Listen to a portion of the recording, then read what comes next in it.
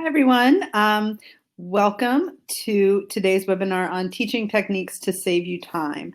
The way that our webinar will work today is I'm going to disappear from the screen in a second and pull up a PowerPoint and then walk through. We have about 30 to 40 minutes of tips, and then I'll come back and we can have a discussion. If you have issues that come up or things you want to talk about, this bar right here on the right side of your screen, go ahead and type in that box. I won't be able to see it during the webinar, but I will afterwards. So I look forward to a good conversation today about how to teach in a way that doesn't take up all of our time. So I'm going to go ahead and pull up the PowerPoint, and I'll see you back here shortly.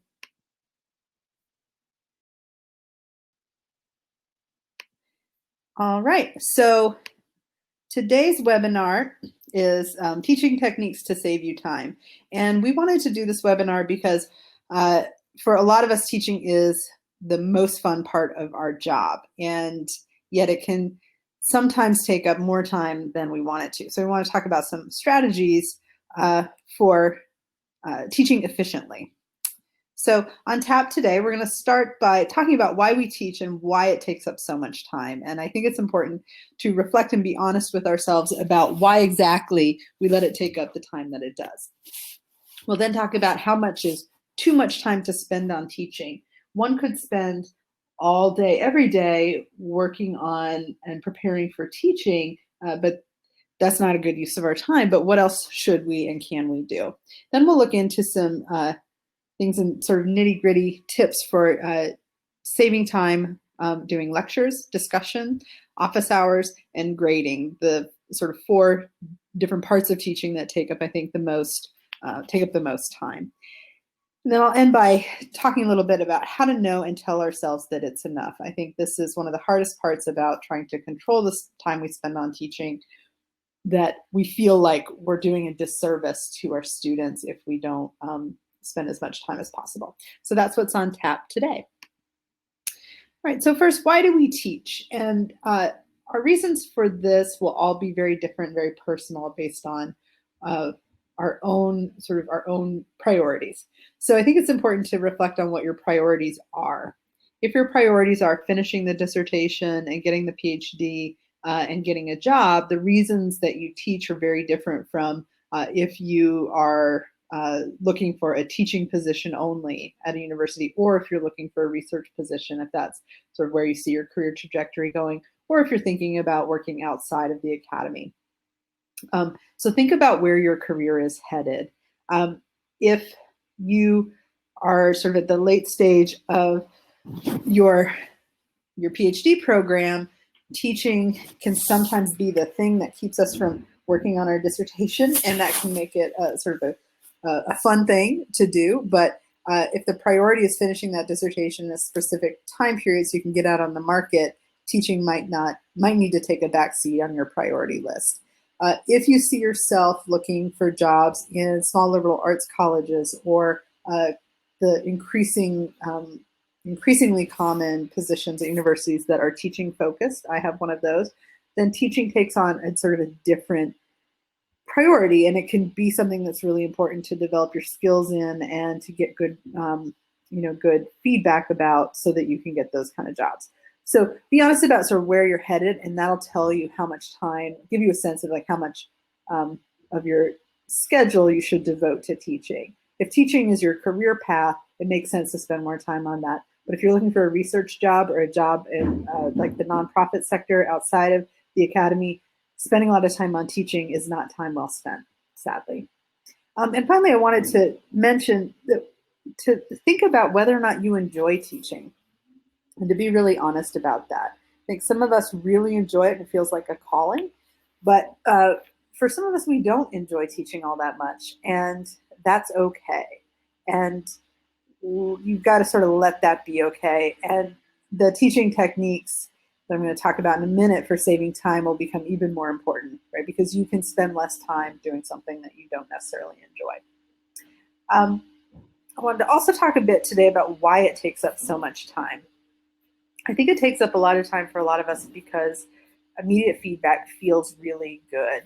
And we don't get that in most of our work as academics specifically. When we're working on our dissertation or when we're in coursework, we're often almost alone in that work.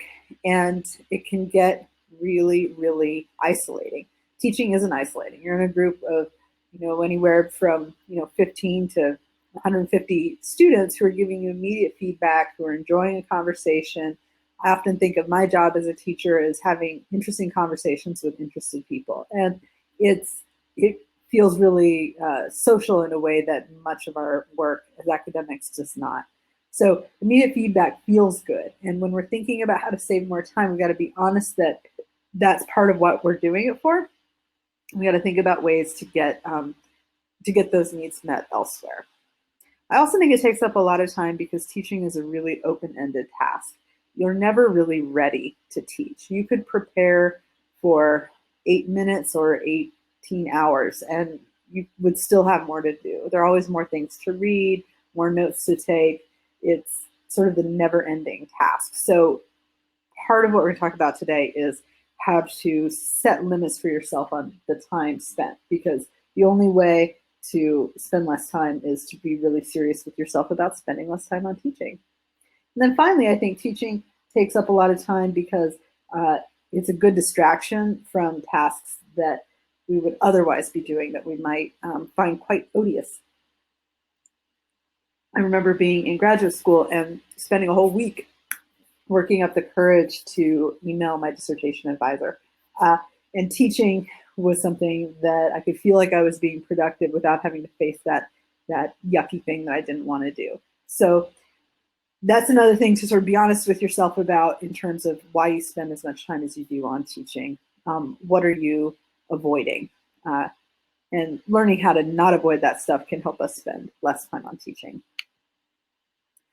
So how much time is too much time to spend on teaching? This is a really important question, and the answer will vary for a lot of us. First, think about what your priorities are, and we talked about this on the first slide. If teaching is your career path, then it's worth spending a bit more time on it. If that's not your career path, then cutting down the time, I think, is really important. And then actually look at your calendar. I mean, actually really look at it, and it can be helpful to just spend a week tracking your time and where it goes. I know that a lot of us feel busy, but if we look at what we actually have accomplished, it's often not in line with how busy we felt, right? So where are we spending our time? How's it getting away from us? How much time, this will give you a sense of how much time you actually have to spend teaching. And if you teach more than that time, if you prep for more than that time, then that's too much time to spend on teaching. So you want to think about how many hours a week can you realistically commit to preparing to teach? And that means preparing for lecture and or discussion, being actually physically in the classroom, meeting students for office hours, grading, right? All of those things combined. How much time do you actually have? If you look at your calendar and you realize you've got 5 hours a week to spend on teaching, that's as much as you can spend. Any more than that is too much time. Others of us, it's our main job, so we might have more time to spend on it. But even so, I think it's important to sort of contract. A lot of us are spending way too much time on it.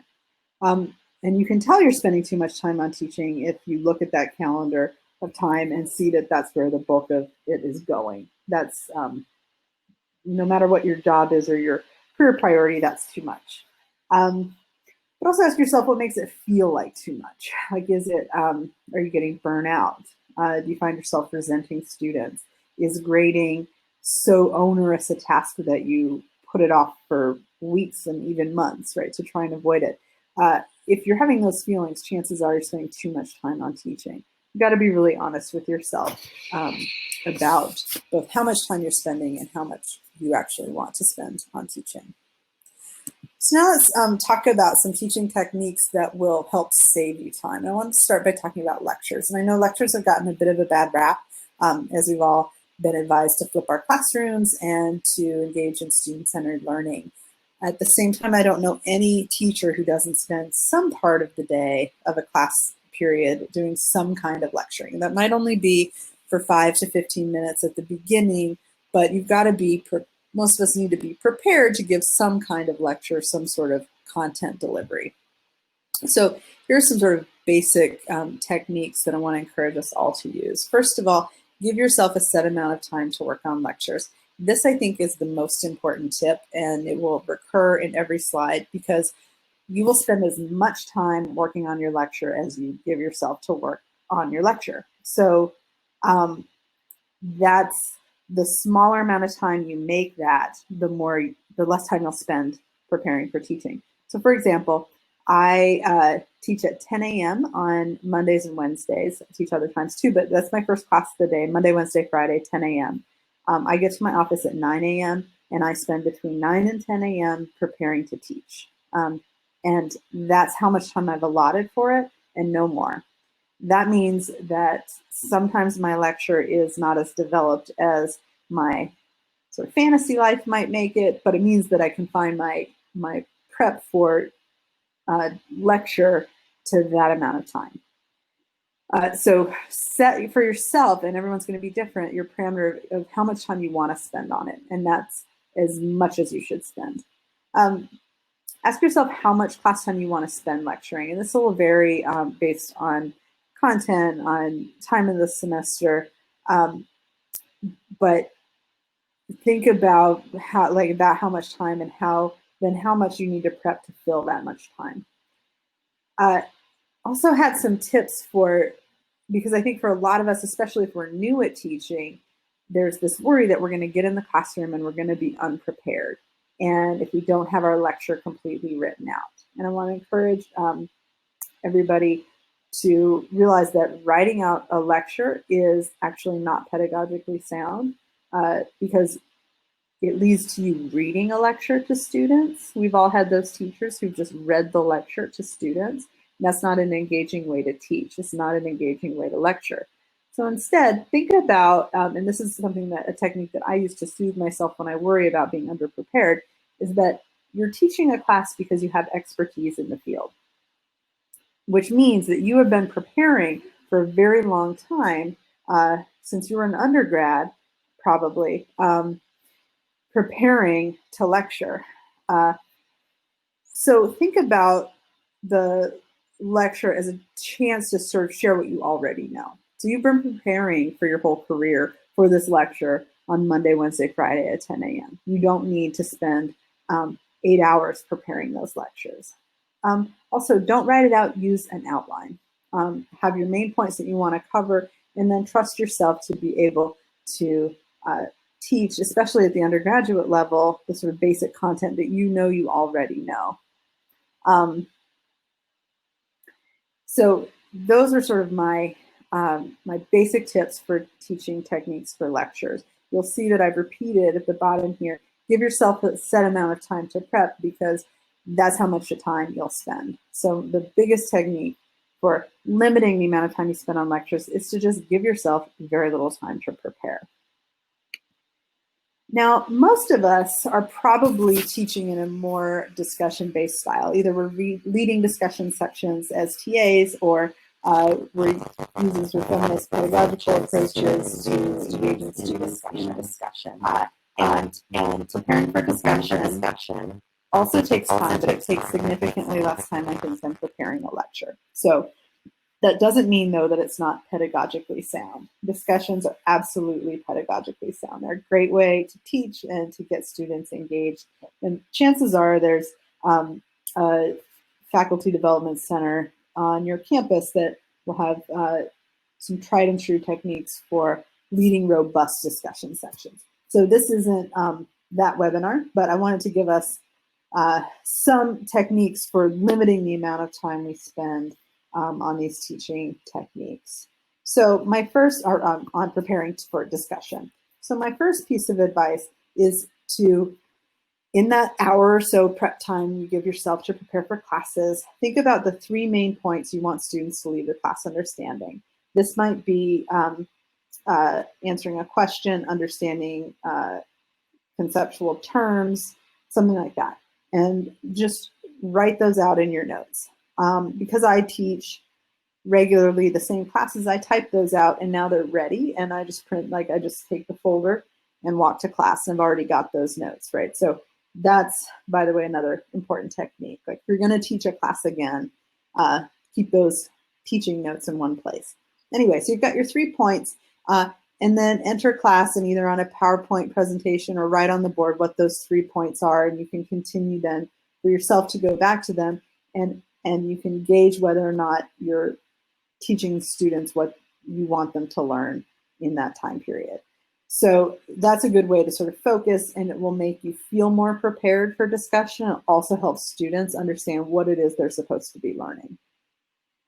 Another technique for discussion, if you're teaching in a literature class or sort of a high theory class, something like that, just go through the reading for yourself and highlight a few passages from text that will help get your students to be able to answer the questions or or understand the concepts that you've decided to start the class with. So those passages, I think, are really helpful because they also model for students how to read difficult texts, and that's, again, very pedagogically sound. They often don't know. If you think back to your undergraduate days, I at least didn't know how to read a hard text well, and having teachers walk me through those techniques was really, really helpful. So this is a technique that doesn't take a lot of preparation because, remember, you've been preparing for this your whole career, so you already know how to read these difficult texts. So just having some passages marked for yourself is really important. It can be a good technique to save a lot of time. Another technique that I do is ask students to bring in their own passages. So I'll say something like, before, at the end of class, for next class, mark those passages that you know are important, but you don't know why, and just mark those and bring them to class, and we'll walk through them. And whatever you get out of those passages will always be something that's important for moving your class forward. So that is a technique that takes no time really on your part because you're doing the teaching prep almost on the fly in the classroom. And this can be scary if you're new at teaching, but once you do it a few times, you'll see that it actually works really well and can be really helpful for students. Another technique for discussion is to come up with a few small group discussion questions and let students do the teaching.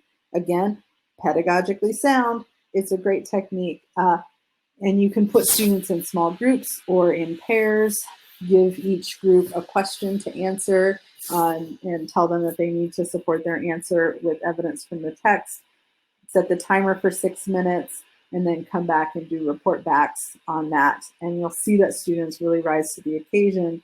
And in terms of a teaching technique, it doesn't take a ton of time on the teacher's part. It just takes really attentive teaching and really attentive presence in the classroom. Also, don't forget the power of audiovisual aids in terms of class prep.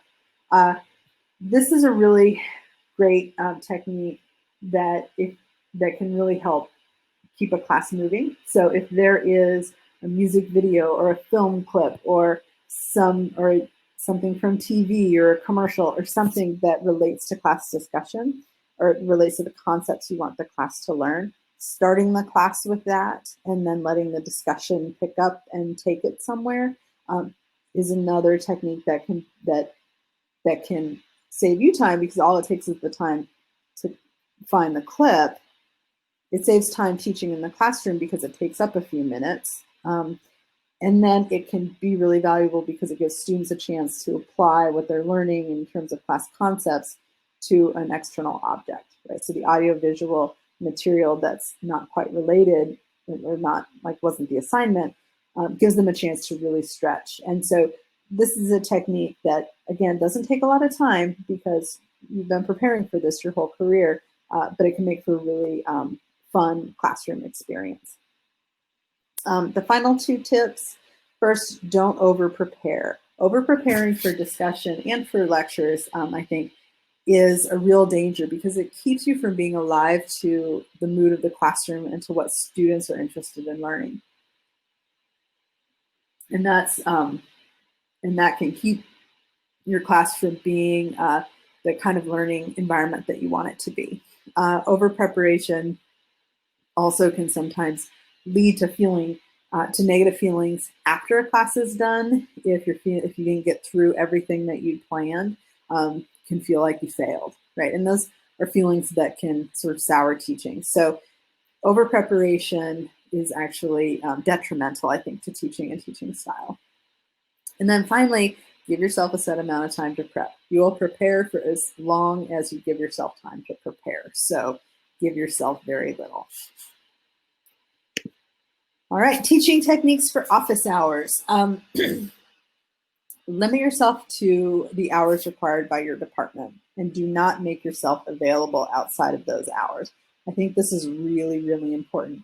Often in our attempts to meet the needs of all our students, we will open ourselves up to appointment times beyond what we've scheduled. And that can take up a lot of time, not just the literal 15 minutes in the office, but the time it takes to move to get to and from our office, especially if we're working as adjuncts, or I don't have a car and it takes me an hour and a half by bus and bicycle to get to work. I can't do that. It's not a good use of my time unless I already need to be there. So limit yourself to those hours. And that can be really hard to do, but think about how many times students have been late to your class because they had to meet with a professor for another class. That professor had absolutely no qualms about sticking to their hours. And we can resent that, or we can follow that lead. And I think that when we're trying to decrease the amount of time we spend on teaching, following that lead is really helpful. That said, sometimes we need to work outside of those set hours when we have got students who really, who can never make those hours, or who have, if you teach at a school where a lot of students are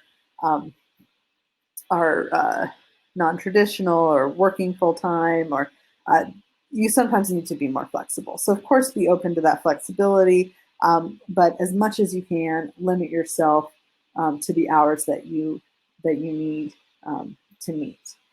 I have also, on more than one occasion, Skyped with students for office hours. If someone can only meet at 5:30 p.m. and on a Thursday when I'm never on campus, I found that it's actually fine to Skype or to use Google Chat to meet with a student virtually. They can still see you and you can still meet their needs without it becoming the kind of time suck extra office hours can become. If you are the kind of teacher who gives tests or around times when you have papers due, you might see a huge uptick in people wanting to see you in office hours, and that's a lot. That can be a lot. So one thing that a lot of professors do where I teach is they hold group office hours, where we're, just announce to the class from, 9 to 9:30, we're going to be talking about these 3 questions that might come up on the test or something, and people can come in and, and just drop in for those hours. The sort of flip side of that problem is that no one ever comes to office hours. And this is a situation that a lot of us face, that students, they don't come unless they received a bad grade on a test, and even then they might not show up at office hours.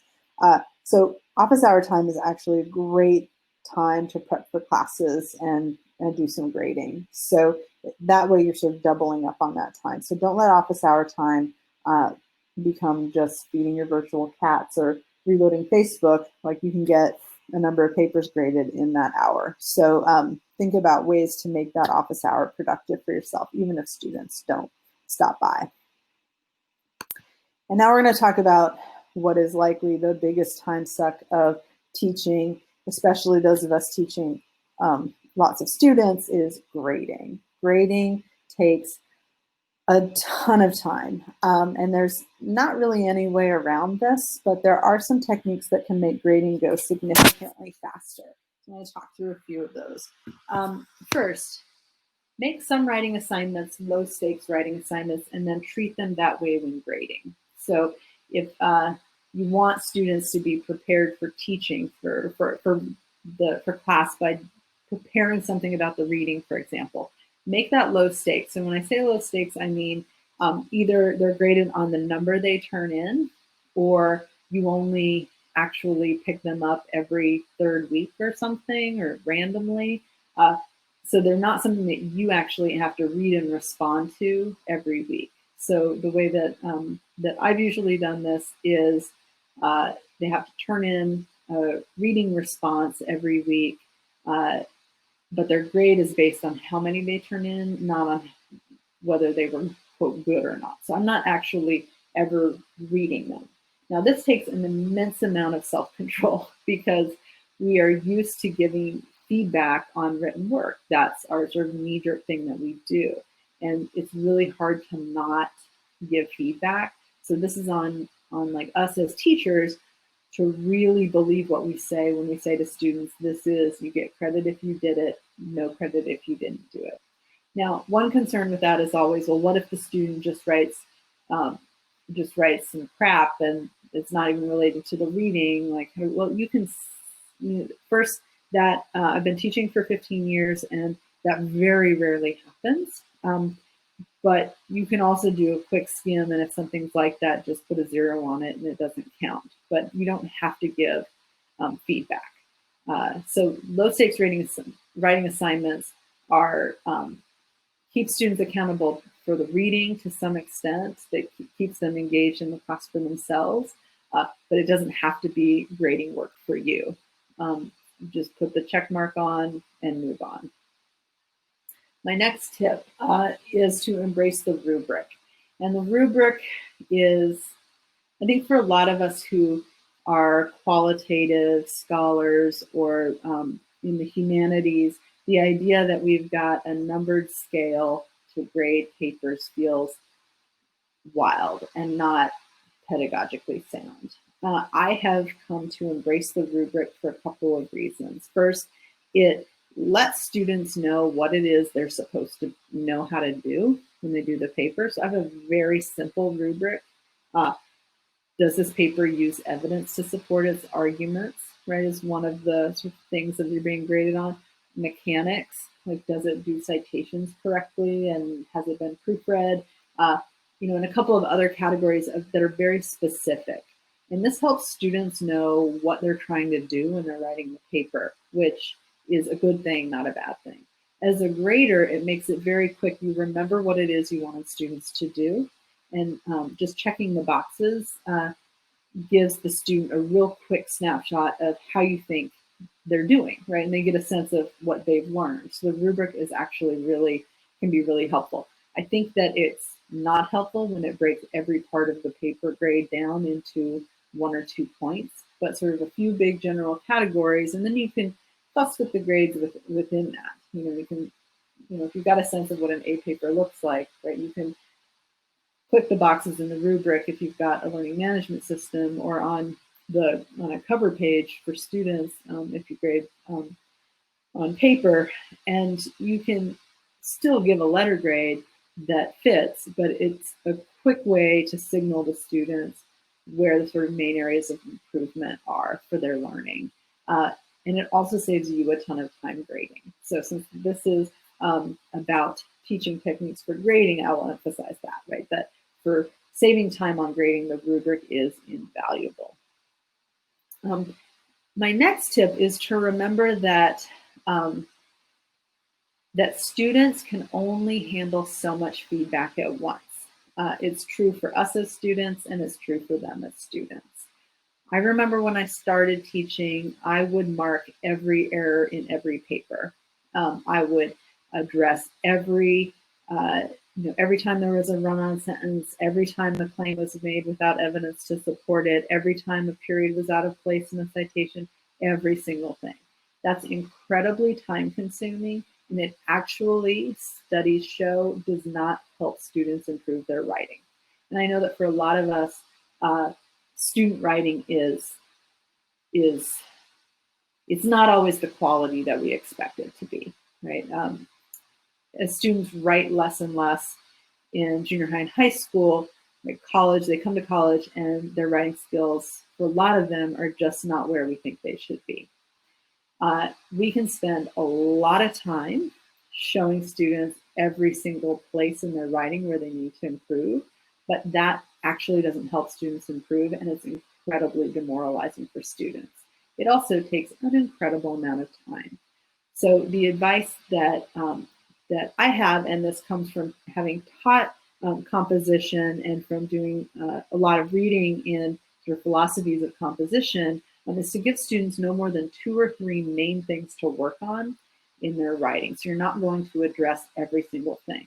This saves you time, but even more importantly, it's a better teaching style. So if you read a student's paper, what are the things that would most improve that paper? It's often a stronger thesis statement and maybe better organized paragraphs, right? So that's a little bit vague, but something like that. Give them those 2 things to work on. Or maybe you want them to use evidence better. So you want to see them integrate quotations into their answer. So maybe that's the thing that you tell them to work on for next time. I want to see you use at least 3 quotations from the reading and explain what they mean in your own words. Right? If they're able to do that, that's a huge jump in skill in terms of their writing, and it keeps them from getting completely demoralized by having to change everything about the writing, which no one can do.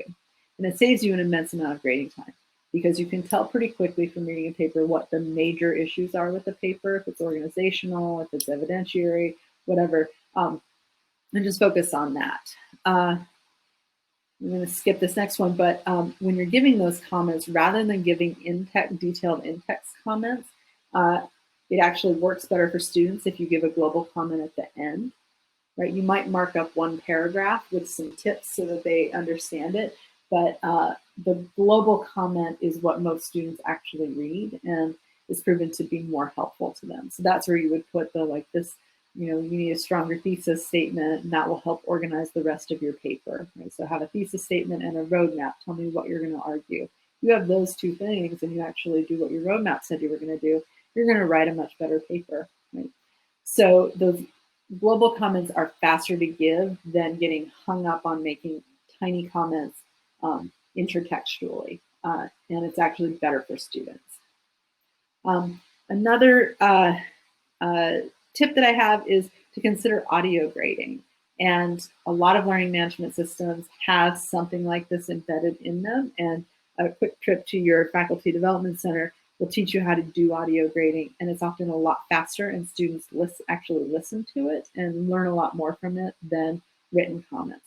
So this is a technique that some of my colleagues use. I haven't used it yet, but some of my colleagues use, and they say it saves them a lot of time because they're able to just say, like, here are the places where you need to improve. And it can feel, for students, really personalized in a way that written comments can't. And that can save time as well because you're not sort of caught up on the constant in-text comments. And my final comment here about grading is to give yourself a set amount of time for grading.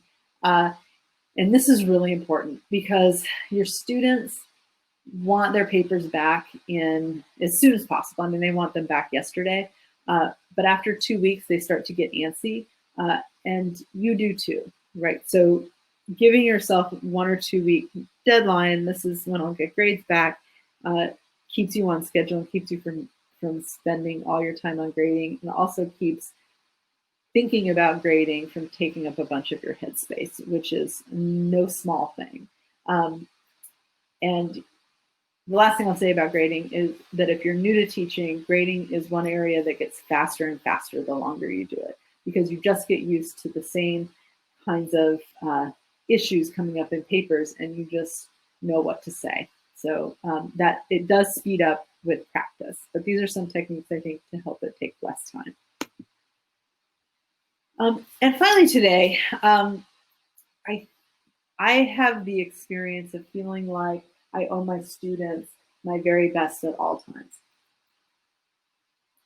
And I don't think I'm alone in this feeling. A lot of us got into this work not because we knew we'd be good at teaching, but once we were there and started teaching, it felt valuable. It feels worthwhile. It's wonderful to watch students improve their practical skills and also to watch them get their mind blown by new ideas and ways of seeing the world. So how can we put a time limit on that? So here are my tips, things to remember as you're wondering that. First, remind yourself of your priorities. Why are you teaching? Is now the time when your teaching needs to be the best, or is now a time when it needs to take a back seat on your priority list. That doesn't mean you don't care about students or that they're going to get a bad education. It just means that sometimes that can't be your first priority. Next, remind yourself that you don't have to get an A in everything. You don't have to be the best teacher every single day. You're going to have class periods that go terribly. I had 2 that went really badly yesterday, and it's okay. So just sort of remember that you don't have to get an A in teaching every single day. Next, remind yourself that you've been prepping for class for literally years. This really helped me stop over preparing for lecture and discussion. When I remember that I've been preparing to teach sexuality studies for an extremely long time, so I don't actually need to prepare a lecture to explain the social construction of sexuality. I can just go in and tell them about it, and that has saved a ton of time. Next, remind yourself that you are not the best teacher for every student, and that's okay. And this has been really hard for me. Sometimes as teachers, we'll spend a ton of time trying to figure out how to best teach every student. But we're not great for every student, and we won't be. And sometimes what's great for a whole bunch of students is the worst kind of teaching technique for another student. So I think it's important not to get hung up on that and to realize that we don't have to get every student to like us or get every student to learn the most from us, right? We're teaching the students who are there to learn, and we can change our techniques to sort of meet the needs of as many students as possible. But at a certain point, we can't do that anymore. And we might not be a good teacher for student, and that's really okay.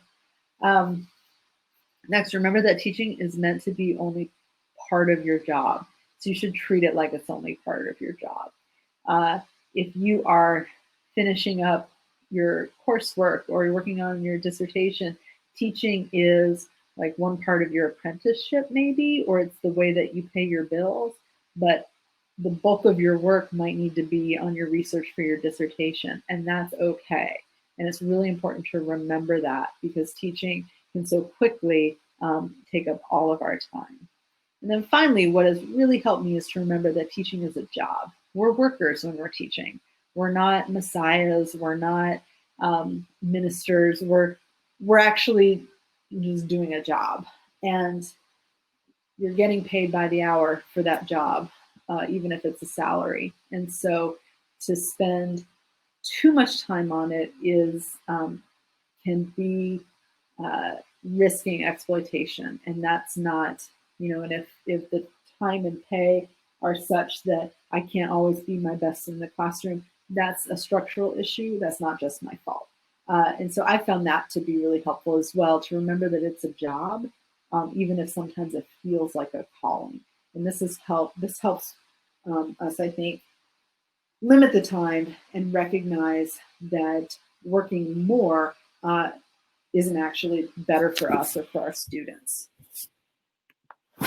All right, so that's the end of today's webinar. I'll be interested to see if folks have other ideas for techniques that help, but I wanted to end by reminding you that we've got webinars every month and blog posts about similar issues regularly, so please do join our newsletter at that website.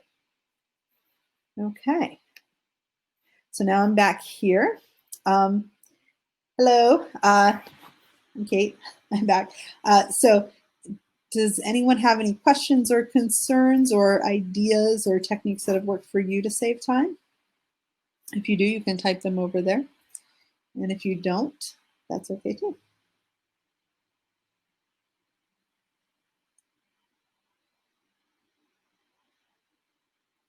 All right, well, I guess we'll go ahead and wrap up then, wrap up today's webinar. Thank you for joining me live or for watching this later, and I hope this was helpful, and happy teaching, everyone. Bye.